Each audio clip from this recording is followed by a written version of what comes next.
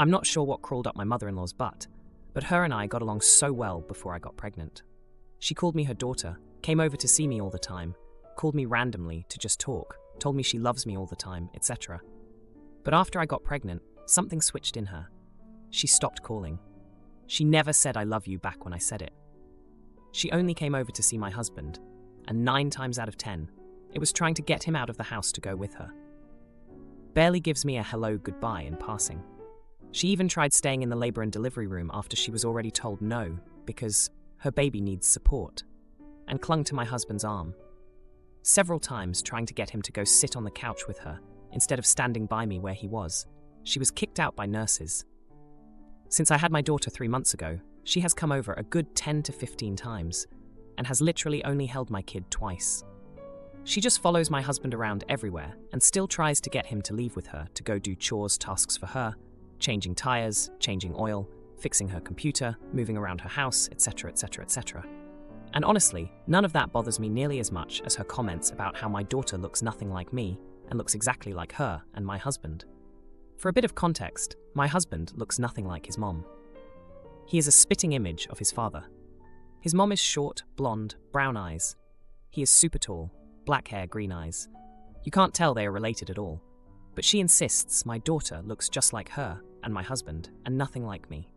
She's made these comments more times than I can count, and I just give her, "Yeah, okay, Becky," and leave it. But yesterday I hosted a dinner for the family and obviously invited her. She shows up with a scrapbook album with a bunch of photos of her and my husband from birth to present. She was showing / telling everyone who would listen that my daughter was basically not even mine if you go off of looks. My husband spoke up a few times with a clipped, "She actually looks just like my wife," but his mom didn't acknowledge him. But then she got to my mom, and my mom, being a no-nonsense woman, said, "Are you blind or are you just being ignorant? That girl looks just like my daughter, and nothing like you. Kinda weird to me that you are desperately pushing the narrative that the baby looks like your son, and you considering your son looks nothing like you either." No one in the house said anything, but a few of them were chuckling. My husband also didn't say anything, but he looked more like a deer in headlights than anything. My mother-in-law then left. She group texted my husband and I later on saying she will never forgive us for not defending her against my mom, making a scene and embarrassing her in front of everyone. I don't feel bad. My husband does. Am I the idiot? She has 4 kids. My husband is the youngest. He's 27. Her 2 daughters have 1 child each, both 12-year-old girls. Her other son has 5 kids. She takes her daughter's kids once a month.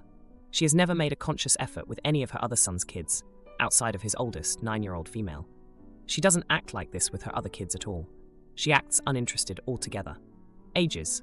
Not sure if it's relevant. Mother-in-law is 61. My mom is 44. My husband and I are both 27. Now for a few comments before the update.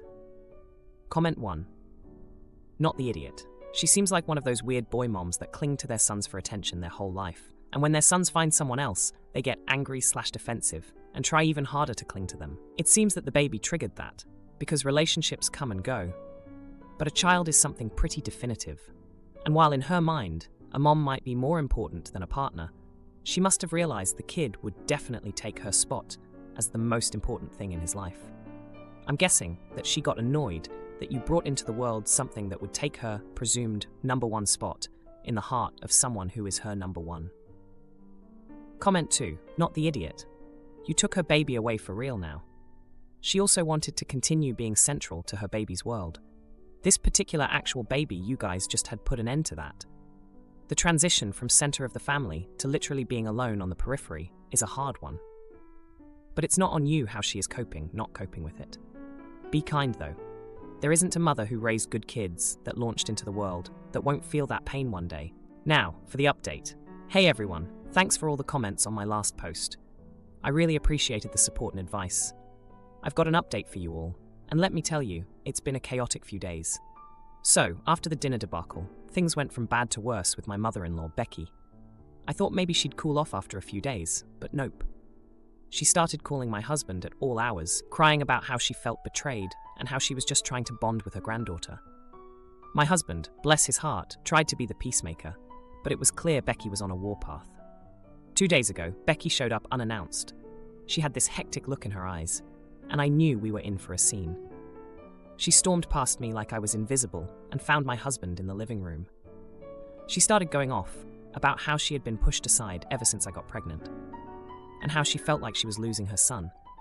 It was intense. My husband tried to calm her down, but she wasn't having any of it. Then, out of nowhere, she dropped a bombshell. She accused me of trying to turn her son against her, saying I was jealous of their relationship. I was floored. I mean, sure, we had our issues, but I never tried to come between them. My husband jumped to my defense, telling her she was out of line and that she needed to leave. But Becky wasn't done. She turned to me and said, "You know, I always knew you weren't right for my son. You're just a manipulative little girl trying to play house." That stung. I've always tried to be a good wife and a good mother, and hearing her say that, it just broke my heart. The confrontation ended with my husband practically pushing his mom out the door. She was yelling and crying, saying she'd never forgive us. It was a mess. After she left, my husband and I had a long talk. He admitted that he felt torn between us, but he also said he couldn't stand by and let her treat me like that. Now, let's rewind a bit to give you some context about Becky's past behavior. When my husband was growing up, Becky was always the cool mom who let things slide. She was never strict with him or his siblings, which is probably why my husband turned out to be such a laid-back guy. But it also meant that Becky never really learned how to deal with conflict or how to let her kids grow up and have their own lives. Fast forward to yesterday, and things took an even crazier turn. Becky showed up again, this time with an old photo album. She sat down and started flipping through it, pointing out pictures of my husband as a baby and how he had her eyes, her smile. It was like she was trying to rewrite history to fit her narrative that my daughter looked like her. I couldn't take it anymore. I told her that she needed to stop this obsession with who my daughter looked like and start respecting us as a family. Becky just laughed and said, "Oh honey, you really think you're part of this family?" That's when I lost it. I told her that she was no longer welcome in our home until she could treat me with respect. My husband backed me up and Becky left in a huff, but not before saying that we'd regret this and that we were making a huge mistake. It was like something out of a soap opera.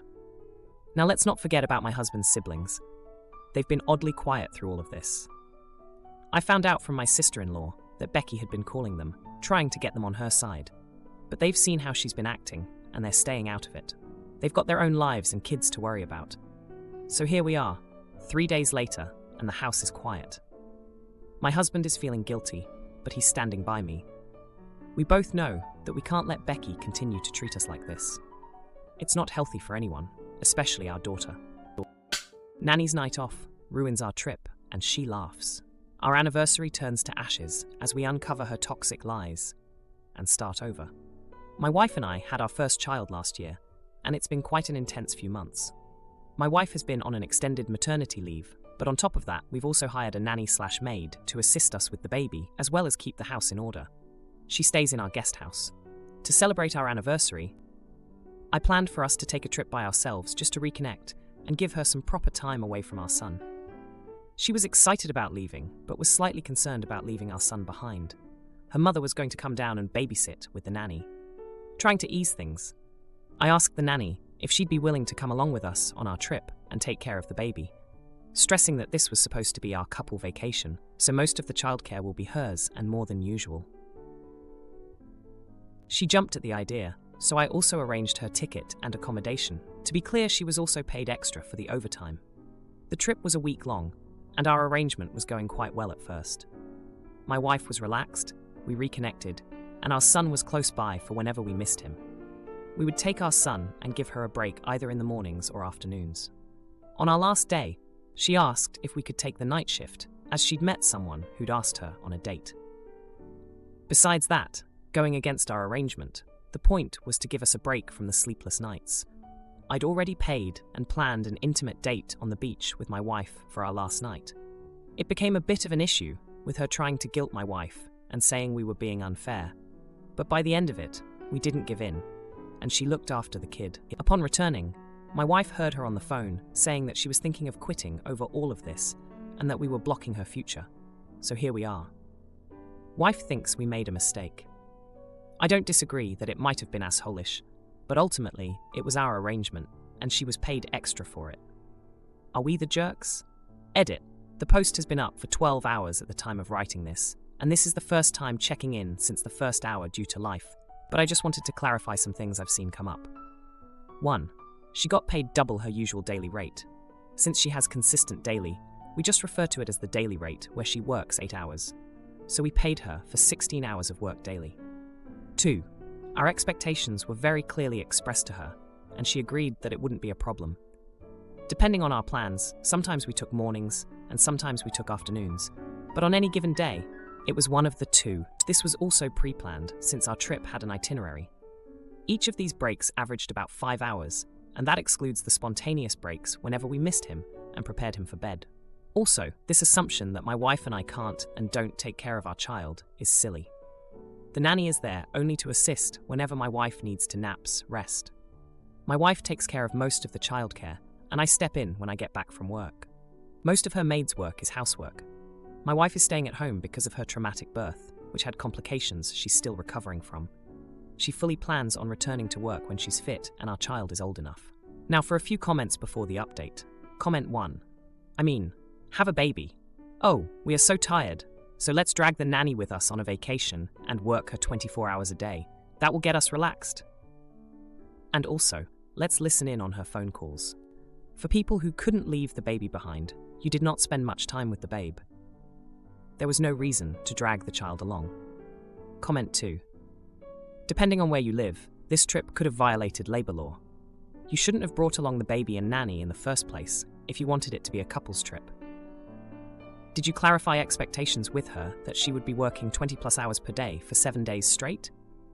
She's your employee, not your servant. Now, for the update.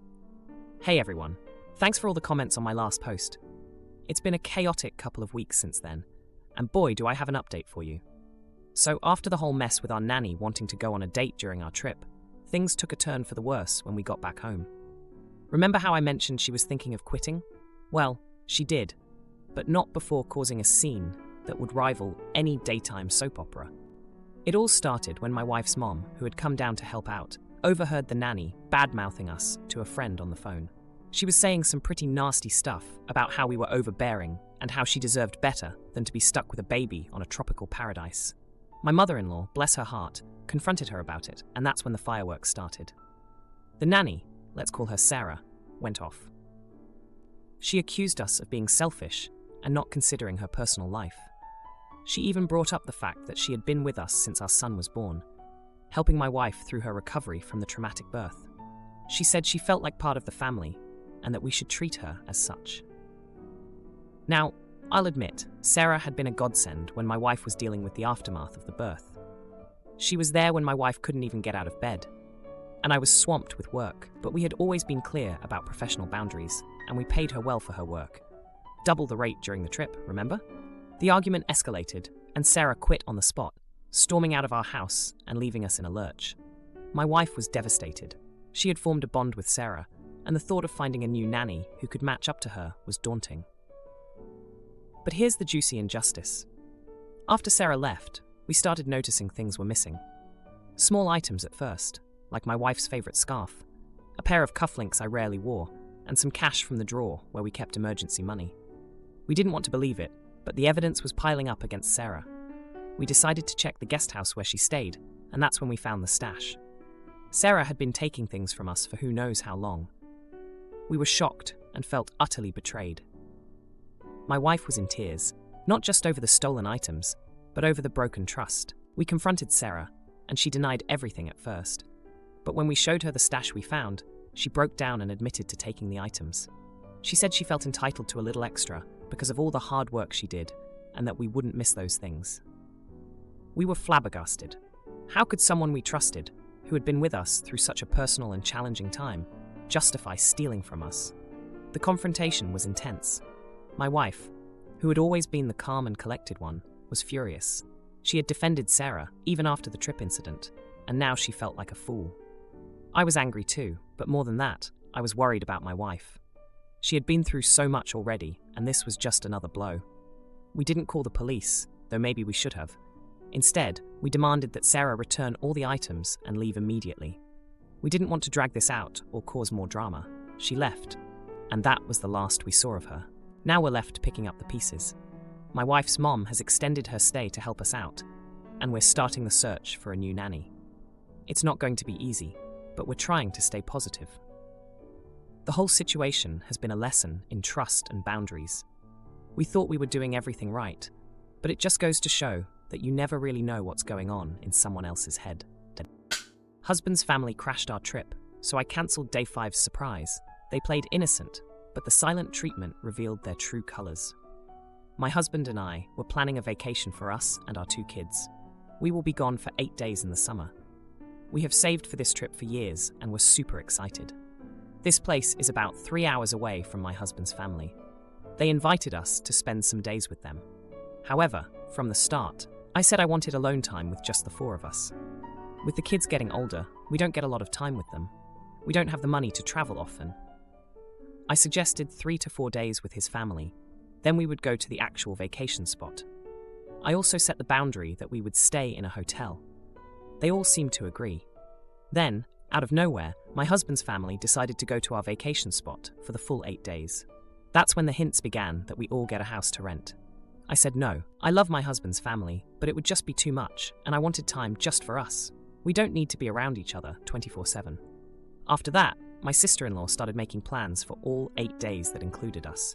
I put my foot down to my husband and said no. We could spend 4 days with his family, maybe 5, but I wanted just a few days just for us. We never get to go on vacation, and his family visits once or twice a year, so it's not like we don't see them. My husband says I have hurt his family's feelings. When I spoke to my sister-in-law, she said I should understand why it hurts that I won't spend the entire time with them. I asked how they would feel if they planned a trip, and we tried to change the plan. She said family does this stuff for each other. Now, I'm already dreading the trip and wonder if I'm being overly dramatic and should just give in to avoid drama. Am I the idiot? Edit. As it has already been asked, we chose this spot because it's somewhere our kids have always wanted to go. Of course, we can't give them everything they want in life, but now we can finally afford it. As I said, we never get to vacation, and I wanted to give this to them. Edit 2. We can't cancel or change dates as we put down non-refundable deposits. Edit 3. I understand that it is Reddit and people expect the craziest things to happen. I understand the concern that my husband would give them the address to the Airbnb, and they would just show up to intrude on our off days. However, knowing them, they are not the type to do this. They will respect the actual boundary, but then you will hear about it for the next 5 years. I am positive that they won't intrude on our off days. I am sure people will call me naive, but my husband and I have been married 20 years. I know his family. This is how they are. Now, for a few comments before the update. Comment 1, not the idiot. It's always an move to hijack someone else's vacation and then change all the plans around. If you wanted to spend the whole time with them, you would have either A, planned your vacation around visiting them, where they live would be the destination, or B, invited them to join you from the start. This is no different than someone who invites themselves to a party, etc. It's just plain rude and not what family does. Comment 2. When I spoke to my sister-in-law, she said I should understand why it hurts. I won't spend the entire time with them. Huh? Because you want to spend time with your own family. Because sister-in-law and her family invited themselves on your vacation. You've graciously offered to spend a few days with this side of the family. But this is your trip. You need boundaries and not to be manipulated into feeling sister-in-law's pain, not the idiot. Now for the update. Hey Reddit, remember my post about the family vacation drama? Well, buckle up, because the past 3 months have been a rough ride, and I've got an update for you all. So, after my last post, things got even more intense. My husband and I had a huge argument about the trip. He felt torn between me and his family, and I was adamant about having our alone time. It was a mess. We've been married for 20 years, and I thought we could handle anything, but this was testing us. In the midst of all this, my sister-in-law, who's always been the planner of the family, kept sending itineraries for the 8 days. She had everything mapped out, from group breakfasts to late-night campfires. It was clear she wasn't getting the message. Then one night, my husband came to me with a compromise that actually seemed workable.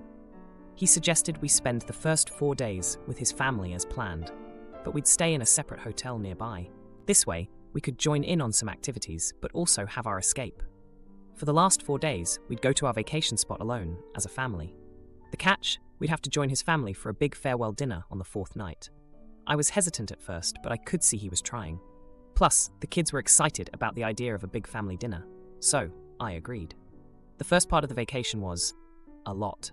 His family is loud and always on the go, but having our own hotel room was a lifesaver. We could retreat when needed, and the kids actually enjoyed spending time with their cousins. Then came the farewell dinner. It was at this fancy restaurant, and everyone was in high spirits. But halfway through, my brother-in-law, who's known for his lack of filter, blurted out that they'd booked a surprise activity for us all on the 5th day.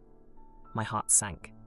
I looked at my husband, and he was just as shocked. I excused myself and went outside for some air. My husband followed, and we had a quiet, intense conversation. He promised he didn't know about this, and agreed we'd stick to our plan. We went back in, and he calmly explained to his family that while we appreciated the gesture, we needed to stick to our original plan. Surprisingly, they took it well. Or so we thought. The next day, as we were packing up to leave for our solo part of the trip, my sister-in-law showed up at our hotel. She was on the verge of tears, saying how they just wanted to make memories with us. I felt a pang of guilt, but I remembered all the times we'd given in to their plans. I took a deep breath and told her we loved them, but we needed this time for our family. She didn't say much and left. It was awkward, but I felt like we'd finally set a boundary. The rest of the vacation was amazing. Just the 4 of us, exploring and making memories. The kids said it was the best trip ever, and my husband and I reconnected in a way we hadn't in years.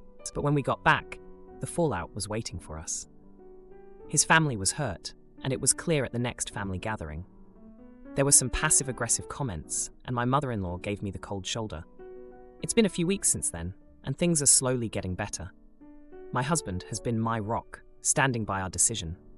We've had a couple of family dinners since, and while there's still some tension, I'm hopeful it'll pass. If you liked this video, you'll probably like these too. Also, while you're here, please consider subscribing. It's your support that keeps this channel alive and allows me to make better and longer videos. Have a great day.